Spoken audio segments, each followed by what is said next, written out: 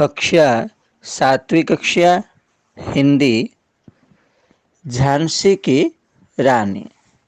इस पाठ के बारे में आज हम आलोचना करेंगे।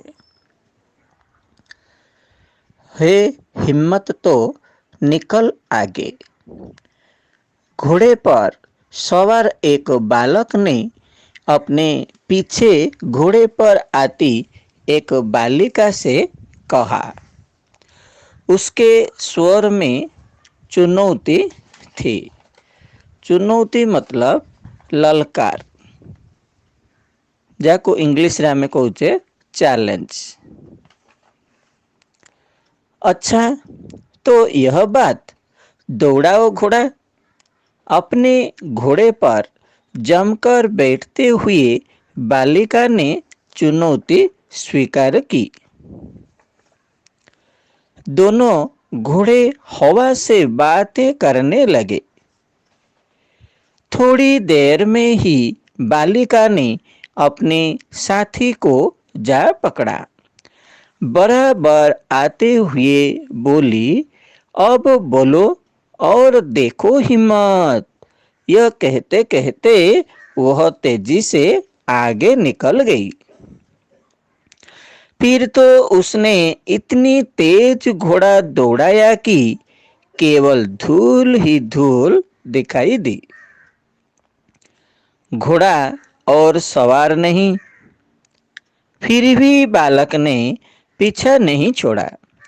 इस प्रयत्न में उसका घोड़ा ठोकर खा गया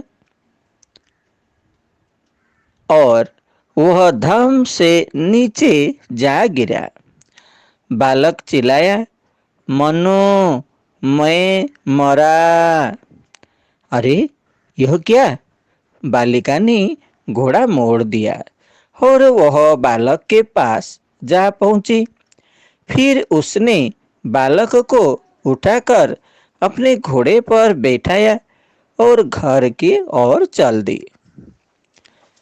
रास्ते में बालक ने कहा, तुम तो घोड़े को बहुत तेज दौड़ाती हो मनु। तेज? तुमने क्यों कहा था? हे हिम्मत तो निकलो आगे। अब बताओ, मुझ में हिम्मत है या नहीं? बालिका ने हंसते हुए कहा, हाँ, तुम में हिम्मत है और बहादुरी भी। बालक बोला। मनु बालक को घर ले आई। बिना सवार के घोड़े को आते देख सभी बहुत चिंतित थे। बालक को सकुशल देख सब बहुत खुश हुए। उन्होंने मनु की बहुत प्रशंसा की। जानते हो बच्चों, यह मनु कौन थी?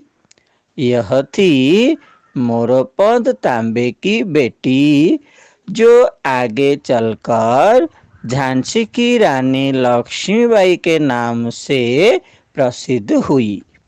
और यह बालक था पेशवा बाजीराव का पुत्र नाना साहब। मनु नाना साहब की मुंह बोली बहन थी। मुंह बोली मतलब मान ली गई या माना हुआ। मनु का जन्म वाराणसी में हुआ था। वह 3-4 वर्ष की ही थी कि उसकी माता का देहांत हो गया। इससे मोरपंत बड़े दुखी हुए और बेटी को लेकर पेशवा बाजीराव के पास बिठूर आ गए। पेशवा बाजीराव मनु को बहुत प्यार करते थे। उसकी सुंदरता को देखकर वे उसे छबीली कहा करते थे। बाजीराव ने अपने पुत्रों नाना साहब और राव साहब को घुड़सवारी सिखाने का प्रबंध किया तो मनु कैसे पीछे रहती। वह भी उनके साथ घुड़सवारी करने का अभ्यास करती थी और थोड़े दिनों में वह अच्छी घुड़सवार बन गई। नाना साहब और राव साहब के साथ मनु भी हथियार चलाना सीखने लगी। थोड़े ही दिनों में उसने तलवार चलाना, भाला, बर्छा फेंकना और बंदूक से निशाना लगाना सीख लिया। वह तरह तरह के व्यायाम करती। कुश्ती और मल्लखंभ तो उसके प्रिय व्यायाम थे। जब मनु सयानी हो गई तो उसकी शादी झांसी के राजा गंगाधर राव के साथ हो गई। झांसी में जाकर मनु रानी लक्ष्मीबाई कहलाने लगी। झांसी के राजमहल में लक्ष्मीबाई को पहले तो ऐसा लगा कि वे बंधन में पड़ गई हैं, पर बाद में उन्होंने महल में ही कुश्ती, मल्लखंभ आदि व्यायाम करने और हथियार चलाने का अभ्यास करना आरंभ कर दिया। उन्होंने स्त्रियों से कहा, तुम अपने को कमजोर मत समझो, खूब परिश्रम करो और शरीर को मजबूत बनाओ। वे दासियों को भी अपनी सहेली समझती थी। सभी स्त्रियों पर उनका ऐसा जादू चढ़ा कि उनमें से बहुत सी स्त्रियां व्यायाम करना और हथियार चलाना सीखने लगीं। लक्ष्मीबाई धार्मिक ग्रंथों को श्रद्धापूर्वक पढ़ती थीं। वे दान पुण्य भी खूब करती थीं। जो भी कोई सहायता के लिए उनके पास आता, वह उनके दरवाजे से निराश नहीं लौटता। रानी के इस व्यवहार से झांसी के लोग उन्हें बहुत चाहते थे। कुछ समय बाद लक्ष्मीबाई ने एक पुत्र को जन्म दिया। झांसी में प्रसन्नता की लहर दौड़ गई। यह बालक अभी 3 महीने का भी नहीं हुआ था कि चल बसा। महाराज गंगाधर राव इस धक्के को सहन नहीं कर सके और गंभीर रूप से बीमार पड़ गए। अपना अंत समय नजदीक जानकर महाराज ने अपने ही वंश के एक बालक को गोद ले लिया, ताकि झांसी की गद्दी का वारिस न रहने पर अंग्रेज उसे हड़प न कर जाए। वारिस मतलब उत्तराधिकारी। बालक का नाम था दामोदर राव गंगाधर राव। इसके कुछ दिन बाद महाराज गंगाधर राव का देहांत हो गया। झांसी में शोक के बादल छा गए। महाराज का देहांत होते ही अंग्रेजों को झांसी पर अधिकार करने का अवसर मिल गया।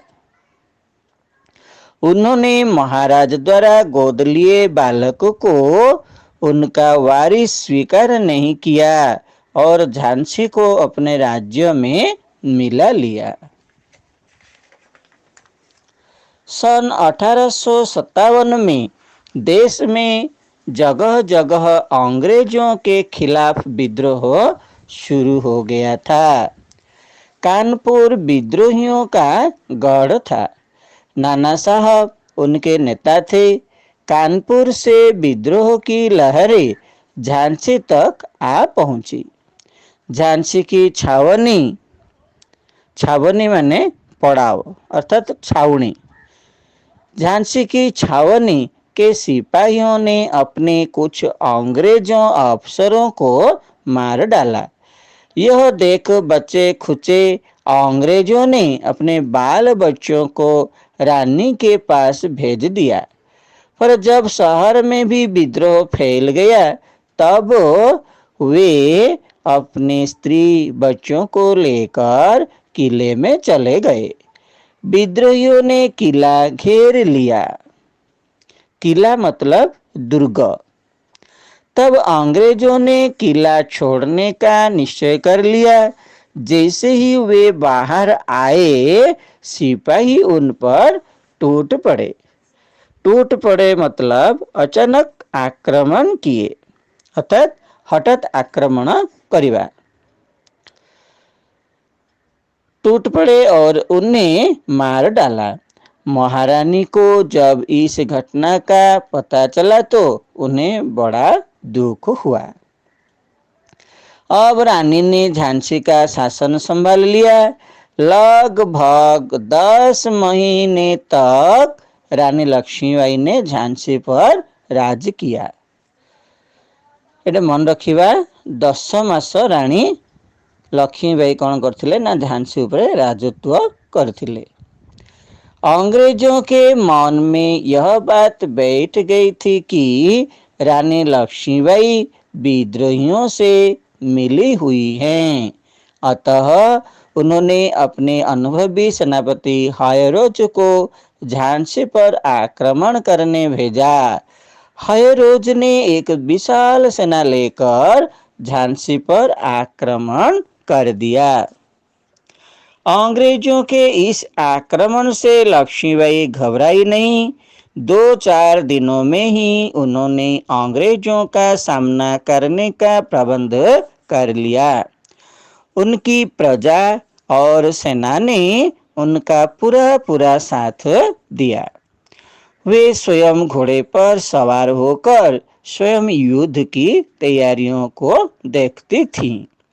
झांसी की स्त्रियां भी अपनी रानी के साथ कमर कसकर अंग्रेजों का सामना करने के लिए तैयार हो गई। कमर कसना मतलब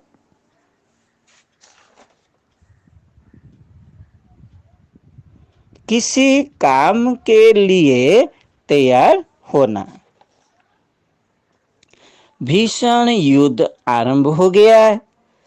तोपों की मार से झांसी नगर का परकोटा जगह जगह टूटने लगा। परकोटा मतलब किले की सुरक्षा के लिए बनी दीवार अर्थात दुर्गर सुरक्षा ପାଇଁ निर्मित प्राचीर। रानी पूरे 12 दिन तक साहस के साथ अंग्रेजी सेना का सामना करती रही। अंत में अंग्रेजी सेना झांसी में घुस पड़ी। उसने मारकाट और लूटपाट मचा दी। अब रानी ने किला छोड़ने का निश्चय कर लिया। उन्होंने बालक दामोदर राव को पीठ पर बांधा और अपने कुछ साहसी सैनिकों के साथ अंग्रेजी फौज को चीरती हुई किले से बाहर निकल गई। अंग्रेज सैनिक उन्हें आश्चर्य से देखते रह गए। उनमें इतना साहस न था कि वे रानी को पकड़ सकें। झांसी से निकलकर रानी कालपी पहुंची। कालपी में राव साहब और तात्या टोपे बड़ी भारी सेना के साथ डेरा डाले हुए थे। रानी का पीछा करते हुए हायरोज भी कालपी पहुंचा। घमासान युद्ध हुआ परंतु रानी यहां से भी बच निकली। घमासान मतलब जोरदार। अब राव साहब और रानी ग्वालियर की ओर चल दिए। तात्या टोपे ने पहले से ही ग्वालियर की फौज को अपनी ओर मिला लिया था। इसलिए साधारण सी लड़ाई के बाद उन्होंने ग्वालियर के किले पर अधिकार कर लिया। ये लोग अभी सांस भी न ले पाए थे कि हायरोज की फौज ने ग्वालियर को भी आ घेरा। दूसरे अंग्रेज सेना अधिकारी भी अपनी सेनाओं के साथ ग्वालियर आ पहुंचे। अब रानी ने समझ लिया कि यह मेरे जीवन की अंतिम लड़ाई है। पहले 2 दिन की लड़ाई में रानी का घोड़ा घायल हो गया था, इसीलिए रानी को एक दूसरा घोड़ा लेना पड़ा। रानी शत्रुओं पर टूट पड़ी। राव साहब और तात्या टोपे दूसरे मोर्चे पर लड़ रहे थे। रानी चाहती थी कि सब मिलकर अंग्रेजों के मोर्चों को उखाड़ दे, इसलिए वे अंग्रेजी सेना को चीरती हुई आगे बढ़ी। कुछ अंग्रेज सिपाहियों ने उन्हें घेर लिया। घमासान लड़ाई हुई। रानी के साथी एक एक कर कटने लगे। रानी का घोड़ा उन्हें एक और ले भागा। पीछे पीछे रानी के खून के प्यासे सैनिक थे। एक नाले पर जाकर रानी का घोड़ा अड़ गया। अड़ गया मतलब रुक गया। रानी ने बहुत प्रयत्न किया कि घोड़ा नाला पार कर जाए, पर वह ऐसा अड़ा कि बढ़ने का नाम ही न लिया। इतने में एक अंग्रेज सैनिक ने रानी को आ घेरा। उसने रानी के सिर पर वार किया। इससे रानी के सिर और एक आंख पर गहरी चोट आई। रानी के सेवक ने उस अंग्रेज सैनिक को एक ही बार में समाप्त कर दिया। तब तक रानी के अन्य सिपाही और सेवक भी वहां आ पहुंचे। रानी की यह दशा देख वे बहुत दुखी हुए। रानी ने उनसे कहा, देखना, शत्रु मेरे शरीर को हाथ न लगा पाए। रानी के सेवक उन्हें पास ही एक साधु की कुटी में ले गए। वहां पहुंचते ही उन्होंने दम तोड़ दिया। दम तोड़ दिया माने जान या प्राण चला गया। इससे पहले कि अंग्रेज सैनिक वहां पहुंचते, साधु ने अपनी कुटी की घास फूस और लकड़ियां डालकर उनकी चिता में आग लगा दी। इस प्रकार देश की स्वतंत्रता के लिए रानी ने अपने प्राण न्योछावर कर दिए। प्राण न्योछावर करना मतलब किसी अच्छे उद्देश्य के लिए जान दे देना। न तो रानी लक्ष्मीबाई के पास बड़ी सेना थी और न कोई बहुत बड़ा राज्य। फिर भी इस स्वतंत्रता संग्राम में जो वीरता उन्होंने दिखाई, उसकी प्रशंसा उनके शत्रुओं ने भी की है। अपने बलिदान से रानी ने सिद्ध कर दिया कि समय पड़ने पर भारतीय नारी भी शत्रुओं के दांत खट्टे कर सकती है। दांत खट्टे करना मतलब परास्त करना या हराना। ऐसी वीरांगनाओं से देश का मस्तक सदैव ऊंचा रहेगा। सदैव मतलब सदा या हमेशा। धन्यवाद।